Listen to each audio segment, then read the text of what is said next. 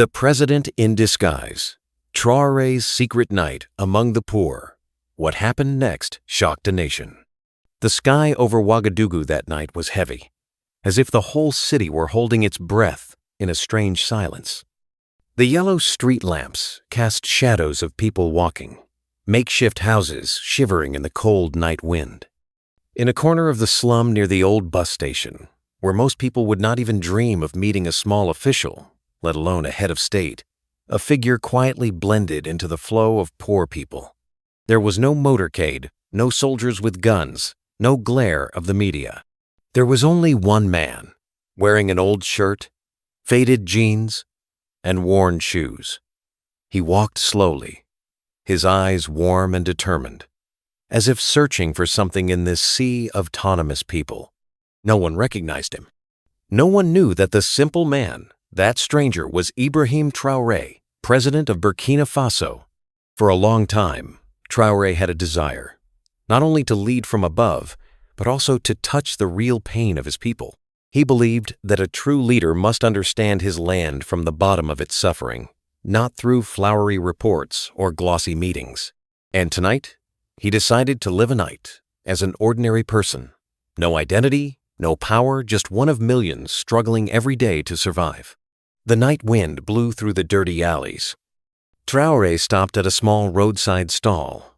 In fact, just a rickety wooden table, on top of which were pots of thin porridge and loaves of dry bread. The vendor was an old woman with trembling hands and tired eyes. "My dear, there's only some cold porridge left if you want it," she said hoarsely. Traoré smiled, bowing respectfully like a grandchild to his grandmother. He paid with coins, then sat down in a dark corner, holding the bowl of hot porridge in his cold hands. A group of young men at the next table burst into laughter. They were teasing a vagrant who sat quietly hugging a torn blanket. "Hey, old man, give us your seat, you dirty thing. You're begging, and you still want to sit in a good place." Traoré's eyes darkened. A simmering anger rose in his heart, but he did not stand up, did not shout. He quietly observed, holding back his anger. Because he knew what was happening before him was not an isolated phenomenon. It was the naked face of poverty, of disappointment, of a society that had long since stopped believing in kindness. A boy selling lottery tickets passed by. His small, dirty hand held out crumpled tickets. No one paid any attention. No one stopped. Traoré looked at the boy for a long time. Then he took out the last bill from his pocket, did not buy a ticket, just placed it gently in the boy's hand. "Go home to your mother, son," he said softly. The boy was stunned, then hugged him, tears rolling down his thin cheeks. At that moment, in the dark slum, something broke inside the man in the old shirt. He saw not just a child. He saw the future of his country fragile, vulnerable, but still with a glimmer of hope. A group of men sitting nearby noticed the action. One of them, tattooed and arrogant, stood up and approached. "Hey, what are you doing here? Are you so rich that you give alms?" he growled. Traoré looked up, his eyes as calm as a still lake. No fear, no hesitation. "Not charity," he replied softly. "Just sharing a little hope." The words, short but resounding like a bell in the middle of the night. The entire restaurant fell silent. Those who had been laughing earlier suddenly fell silent. They did not understand why, but the man radiated a strange aura, a steadfastness that made people both respect and be wary. The tattooed man muttered something and turned away, taking his friends with him. No one dared to touch him again. The night passed like that. Traoré sat there for a long time, chatting with the homeless, listening to their stories of survival, their unnoticed grievances. No one knew that they were pouring out their hearts to the highest leader of their country. No one knew that in a few hours, the story of the strange man in the slums would shock an entire nation. The President in Disguise. Traoré's secret night among the poor. What happened next shocked the nation. It was late at night. A thin mist began to cover the deserted streets. The slums gradually fell silent. save for the rustling of a few people looking for a place to sleep under cardboard. Traore sat huddled in a dark corner, listening to the tearful stories of everyday life. He did not take notes, did not judge, just listened like a companion, not a president. But in the midst of the silence, a loud noise rang out, tearing apart the fragile peace. A group of strangers rushed and the tattooed man from earlier led the way, followed by a group of about 5 or 6 others, all armed with sticks. They began shouting, searching, tearing down tarps, knocking down the tiny stalls that remained by the side of the road. "Come out! Whoever hides my money, I'll smash it! Thieves! Whoever picks my pocket today, I'll show them!" The poor people were frightened and quickly moved aside. An old woman fell to the ground, trying to hold on to her precious pile of scrap metal like it was a treasure. Traore stood up. He could no longer remain silent. He could no longer witness this injustice and ignore it. Quickly, stepping forward, he stood between the strangers and the weak people. "Enough!" Traore shouted, his voice booming like thunder in the night sky. The whole crowd froze. No one in this area had ever dared to speak up against the thugs. No one had ever dared to stand up, alone, to face them. The leader narrowed his eyes, looking at the man in the old shirt with contempt. "Who are you to give orders?" he growled. Traore took a step forward, face to face with him. His eyes were bright, determined as steel. "I'm a man like everyone else here, but I can't let you bully them anymore." A murmur arose everywhere. Someone tugged at the sleeve of the person next to him, whispering, He's not afraid of anything." The leader angrily growled, "You fool. Let me teach you a lesson." He raised the wooden stick high, intending to strike Traore's head. But he was faster. With a neat movement, Traore dodged, then grabbed his wrist. There was a cold crack sound. The stick fell to the ground. For a moment, the whole neighborhood froze. All eyes were on the man who had just knocked the thug down with a decisive turn.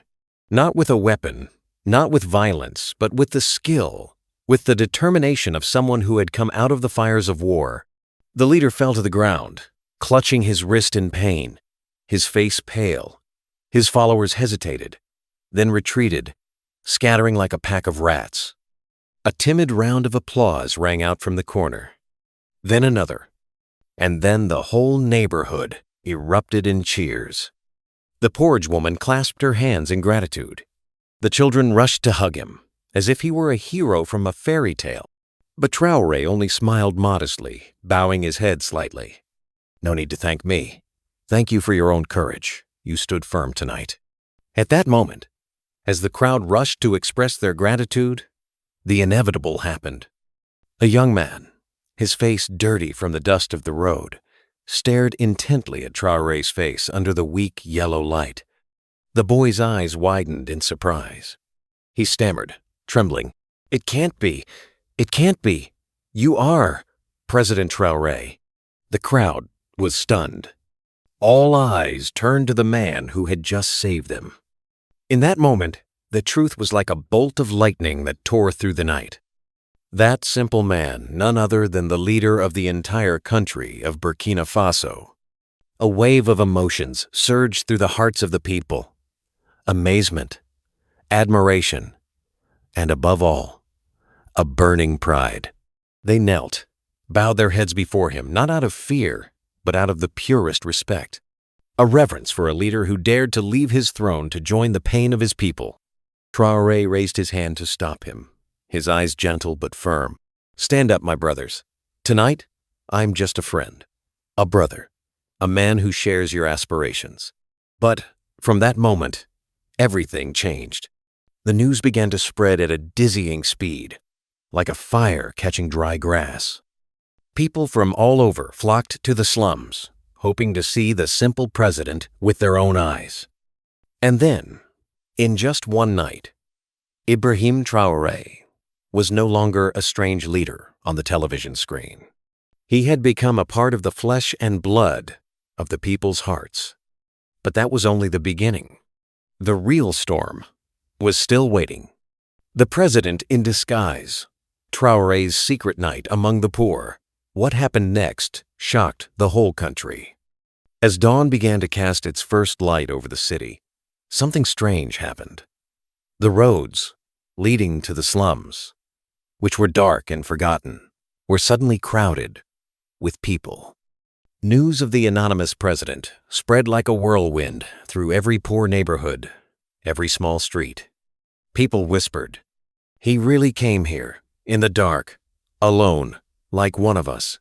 He defended the weak when no one else spoke." There was no state television, no official news. But the people's hearts burned like an unquenchable fire. When Traoré emerged from the small tent where he had taken refuge, he found hundreds of eyes waiting for him, not with curiosity, but with gratitude, respect, and something even greater hope. A white-haired old man walked shakily with a cane. "Now I can die in peace. I saw the president walking among us like a father." A young mother, holding her baby in her arms, sobbed. "He showed us that we are not forgotten." But it didn't take long for the countercurrents to begin. Some of the wealthy, the arrogant politicians in the city heard the news and exclaimed, "What a farce! A president wandering in the slums? How low the image of the country!" Some high-ranking officials, accustomed to living in luxury, whispered in private rooms, "He is playing a dangerous game. If the people think they are equal to the president, where will discipline go?" They were afraid. They trembled before a leader who truly touched the hearts of the people. Because they knew, once the heart is awakened, no force can stop it. As time went on, the crowds grew larger. Some loved, some hated, some were curious, some were suspicious. All merged into a bustling sea of people. Under such enormous pressure, Traoré understood that he had to do something. He could not remain silent. He could not hide. He climbed a crumbling wall, just high enough for him to see everyone. In the dim light of the early morning, Ibrahim Traoré, still in his old clothes, his hair disheveled, his face streaked with road dust, began to speak. His voice was deep and resonant, like a call from the heart of Burkina Faso. "I did not come here to be praised. I did not come here to be laughed at.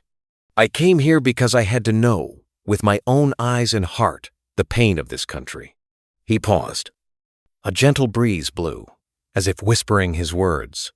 "Those who think that the president should only sit on a throne, remember, a throne means nothing if it is not built with the blood, sweat, and hope of the people." The crowd fell silent. There was no more whispering, no more scrutinizing eyes. There was only a sacred silence, the silence of hearts beating as one. I stand here today, not as a president. I stand here as a son of Burkina Faso, and I promise you, I will never forget this night. He raised his hand, clenched it into a fist, a powerful gesture, symbolizing unbreakable unity. From tonight, we will start again. From these streets, from these calloused hands, from the dreams that still burn in the hearts of the poorest. A loud cry rose from the crowd. "Traoré! Traoré!" The cry, at first scattered, quickly grew into a fierce wave. Hundreds, then thousands, chanted his name.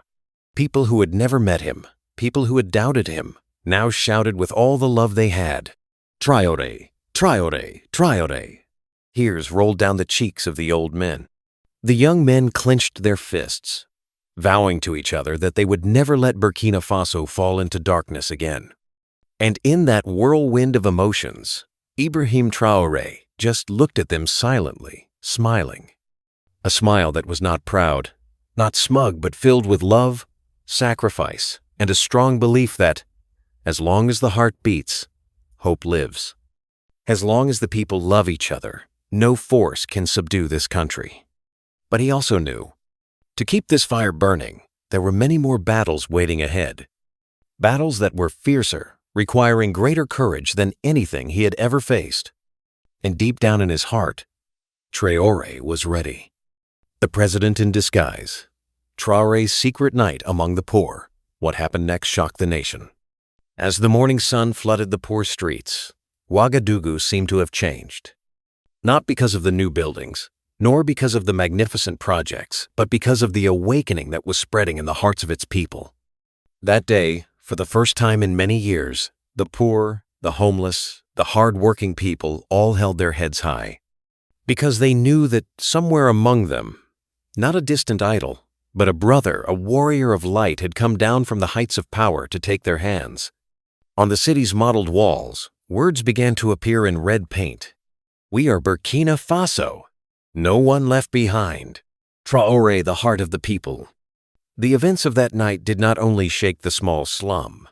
It spread like a tsunami, sweeping through provinces, hamlets, and remote villages. People from north to south passed on the story of the miraculous night, where people's hearts were saved by a simple but great act. And then, within 48 hours, the National Assembly had to convene a special session, not to impeach, not to condemn, but to discuss an unprecedented question in history. How can a nation keep up with a leader who is moving so fast towards the future? Traore was invited to address the entire country. No elaborate formalities, no parasols or military bands. He appeared simply as he was, white shirt, no badges, no frills. He stepped up to the podium, amid the silence of millions of eyes focused on him. The whole world seemed to hold its breath. His voice rang out, deep but strong like the beat of a war drum. "Today, I do not stand here as a president to give orders. I stand here as a son of this country, to ask you for one thing only. Never forget each other." He looked down, where there were generals in neat uniforms, politicians in shiny suits, and ordinary people looming in the distance. "We can build the tallest buildings. We can sign the biggest treaties. But if in our hearts we forget the poorest, the most silent, all this is meaningless." A gentle wind blew through the hall, as if carrying some sacred oath from the motherland. "I promise," Traore said, each word like a nail hammered into the hearts of the listeners. "As long as I have breath, I will fight not for power, not for fame, but for the people who give me a reason to live, to fight, to never fall." The crowd stood up, silent for a few precious seconds, as if to remember that promise forever. Then, as if bursting from their hearts, they applauded in unison. Not the polite applause of ordinary meetings, but a loud, passionate applause, bursting from gratitude and deep love. That day, a new chapter in the history of Burkina Faso was opened. Not by guns, not by coups, but by a revival of faith. People organized volunteer groups. Slums were cleared and renovated. Street children were brought into classrooms.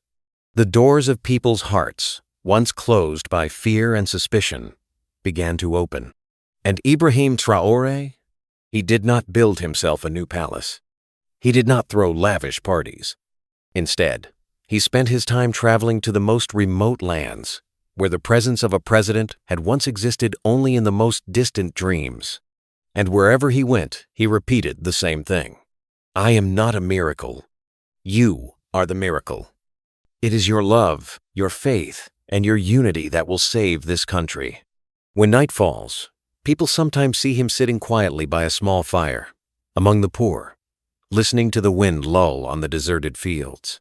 No bodyguards, no curtains, just one man, with a heart that lights up an entire nation. And so, from that mysterious night in the slum, Ibrahim Traoré did not only change the destiny of Burkina Faso, he planted an immortal seed in the motherland, a seed of belief that, when a leader dares to humble himself, that country will rise up proudly. When a heart dares to love unconditionally, the whole world will bow before that power. And so, Traoré's journey has just begun. Before him are greater challenges, fiercer battles, but behind him is an entire nation awakened, ready to walk shoulder to shoulder with him to the end of freedom, dignity, and sacred pride.